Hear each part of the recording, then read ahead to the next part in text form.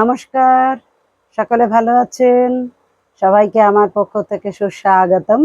Welcome to my channel Yogmaya. আচ্ছা বলুন তো, আপনাদের পায়ের পিছনে টান পড়ছে? পায়ের থাইয়ের পিছনে বলুন, পায়ের কাপ মাসেলের পিছনে বলুন, পা মাটিতে ফেলতে গেলে গোড়ালি থেকে টান ধরে যাচ্ছে? পায়ের নিতম্ব থেকে শুরু করে পায়ের পিছন দিক থেকে একটা টান অনুভব করছেন, ব্যথা অনুভব করছেন, হাঁটতে চলতে বসতে শুতে কষ্ট পাচ্ছেন? এটা আর কিছুই নয়, এটা হলো সায়াটিকার সমস্যা। এই সায়াটিকা কি জানেন? সায়াটিকা হলো আমাদের শরীরে সর্ব বৃহৎ নার্ভ, সব থেকে বড় নার্ভ হলো সায়াটিকা। এই সায়াটিকা নার্ভের উপরে কোনো কারণে যদি আঘাত পড়ে বা কোনো কারণে যদি চাপ সৃষ্টি হয়, তাহলে যে ব্যথার সৃষ্টি হয় সেটাকেই বলা হয় সায়াটিকা। তো এই সায়াটিকা হলে কি হয়, আমাদের নিতম্ব থেকে পায়ের পাতা পর্যন্ত ব্যথাটা ছড়িয়ে পড়ে, অসাড় হয়ে যায়, হাঁটতে চলতে অসুবিধা হয়, এর নিচু হলে পিছন থেকে টান পড়ে, আর কি হয়, জ্বালা জ্বালা ব্যথা হয়, আর সব সময় একটা অস্বস্তি থাকে। তো এই সায়াটিকা নার্ভের সমস্যা কিভাবে আমরা দূর করতে পারি, কেনই বা হয়? এই সায়াটিকা নার্ভের সমস্যা কি কি কারণে হতে পারে? এক তো ভিটামিন B12 এর অভাব হলে সায়াটিকা নার্ভের সমস্যা দেখা দিতে পারে। আর একটা কারণ হলো হার্নিয়েটেড ডিস্ক বা স্পাইনাল স্টেনোসিস, যেটাকে আমরা বোন স্পার বলে থাকি, অর্থাৎ হাড় বৃদ্ধি হলে কোনো কারণে যদি লাম্বার 1 থেকে lumber 5, L1, L2, L3, L4, L5 এই অঞ্চলে যদি কোনোভাবে অস্টিওফাইটিসের সমস্যা দেখা দেয় বা হাড় বেড়ে যাওয়ার সমস্যা দেয়, তখন সেটা সায়াটিকা নার্ভের উপর চাপ সৃষ্টি করে, ফলে এই প্রদাহ হতে পারে। আর কি কারণে হয়? আঘাত লাগলে হয়। আর কি কারণে হয়? লাম্বার আর্থারাইটিসের সমস্যা থাকলেও এই সমস্যা দেখা দিতে পারে। তো এই সমস্যা থেকে মুক্তি পেতে গেলে আমরা যেমন খাদ্যাভ্যাসের দিকে অবশ্যই নজর দেব। আমরা ফলের মধ্যে ক্র্যানবেরি, যত রকম বেরি আছে, ক্র্যানবেরি, ব্লুবেরি, তারপরে রোজবেরি, তারপরে কমলা লেবু, আঙুর, এগুলো আমরা অবশ্যই খেতে পারি। আর কি করতে পারি? আর হচ্ছে গিয়ে প্রদাহ কমাবার জন্য ঠান্ডা গরম সেক করতে পারি। আর সবচেয়ে ভালো উপায় কি বলুন তো? সবচেয়ে ভালো উপায় হচ্ছে প্রতিদিন নিয়মিত কিছু আসন অভ্যাস করা। তো আপনারা আমার সঙ্গে থাকুন, শেষ পর্যন্ত দেখতে থাকুন। আসন অনেক রকম আছে, সব আসন তো একবারে শেখানো সম্ভব নয়। তাই সহজভাবে আপনারা কি কি আসন করলে আপনারা ভালো থাকবেন, এই সমস্যা থেকে মুক্তি পাবেন, পাবেন পাবেন এবং পাবেনই। তো সেই আসনগুলি আজকে আপনারা আমার সঙ্গে দেখতে থাকবেন এবং করতে থাকবেন এবং ভালো থাকবেন। সায়াটিকার জন্য আমরা প্রথম আসন সহজভাবে যেটা করব সেটা হচ্ছে তির্যক তারাসন। শ্বাস নিতে নিতে হাত দুটো মাথার উপরে সোজা টান টান করো। শ্বাস ছাড়তে ছাড়তে ডান দিকে বাঁকাও। Normal breathing, 1 2 3 4 5। শ্বাস ছাড়তে ছাড়তে সোজা, আবার শ্বাস নাও, ছাড়তে ছাড়তে বাঁ দিকে বাঁকাও। Normal breathing, 1 2 3 4 5। আবার শ্বাস ছাড়তে ছাড়তে সোজা, ধীরে ধীরে হাত দুটো পাশে নামিয়ে নাও। পরের আসন আমরা করব কোটি চক্রাসন। পা দুটো এক পা ফাঁক করব, কাঁধের সোজায়, ডান হাত দিয়ে বাঁ কাঁধের ওপরটা ধরব, বাঁ হাত পিছন দিকে ঘুরিয়ে ধরব, বাঁ দিক থেকে পিছন দিকে ঘুরে যাব।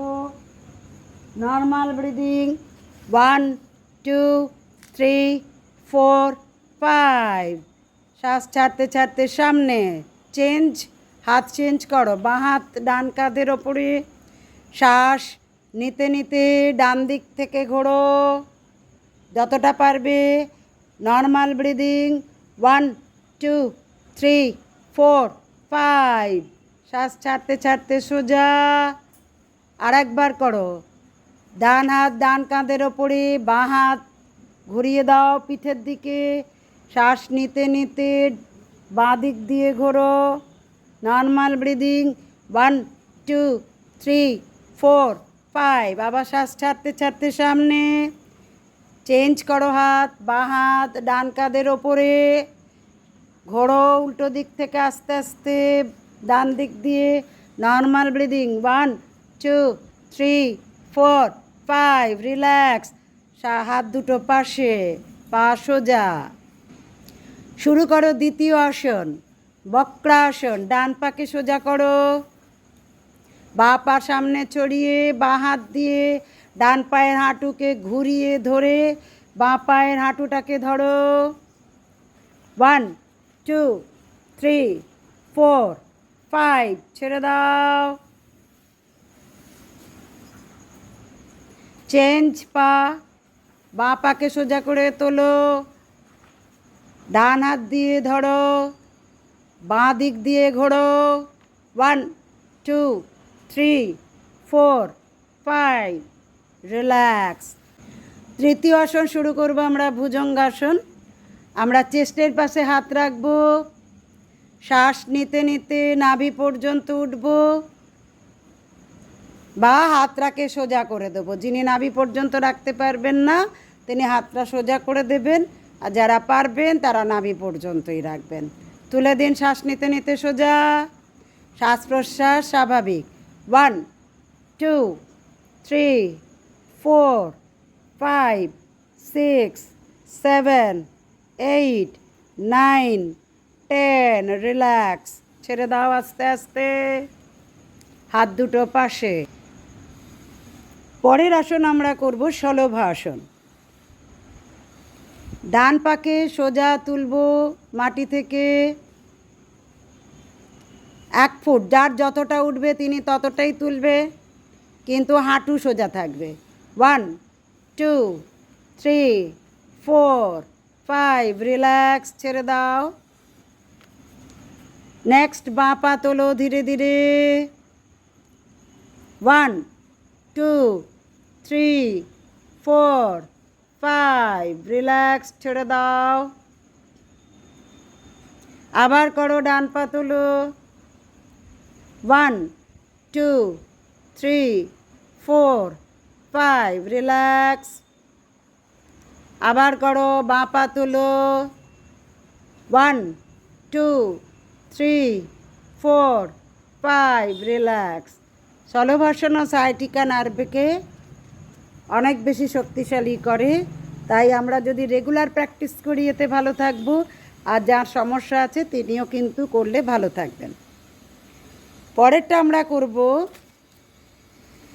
পাদাঙ্গুষ্ঠ নাসাস্পর্শাসন ডান পাকে দু হাতে তালু দিয়ে পায়ের পাতাটাকে ধরে নাও ভাঁজ করে পায়ের পাতাটা ক্রমশ নাকের দিকে টানো মাথা উঁচু করে তুলে নিয়ে নাকটা পায়ের বুড়ো আঙুলের সঙ্গে ঠেকাবার চেষ্টা করো যিনি পারবেন না যার স্পন্ডিলাইটিস আছে তিনি মাথাটা তুলবেন না শুধু পাটা তুললেই হবে 1 2 3 4 5 রিল্যাক্স ডান পা ছেড়ে দাও সোজা করে দাও ডান পা পাশে এবার বাঁ পাকে উঠিয়ে নিয়ে এসো বাঁ হাতের তালু দিয়ে বাঁ পায়ের পাতাকে ধরো টানো সামনের দিকে নাকের সঙ্গে লাগাও যার শ্বাস প্রশ্বাস স্বাভাবিক যার ঘাড়ে স্পন্ডিলাইটিস আছে তিনি ঘাড় তুলবেন না 1 2 3 4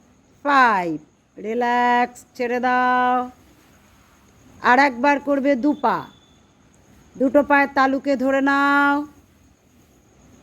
পায়ের পাতা দুটোকে সামনের দিকে টানো মাথাটাকে উঠিয়ে নিয়ে পায়ের বুড়ো আঙুলের সঙ্গে লাগাও 1 2 3 4 5 রিল্যাক্স ছেড়ে দাও এটা আমরা আর একবার করব দুটো পাকে পাশে টান টান করে রাখো পা ছেড়ে দাও মাটিতে হাত দুটো শরীরের পাশে আবার ডান পাটাকে তুলে নিয়ে এসো ডান পায়ের পাতাকে ধরো টানো নাকের দিকে মাথাটা তুলে নিয়ে নাকটা লাগাও 1 2 3 4 5 রিল্যাক্স ডান পা ছেড়ে দাও চলো বাঁ পাকে এবার নিয়ে এসো বাঁ হাতের তালু দিয়ে বাঁ পায়ের পাতাকে ধরে নাও 1 2 3 4 5 রিল্যাক্স ছেড়ে দাও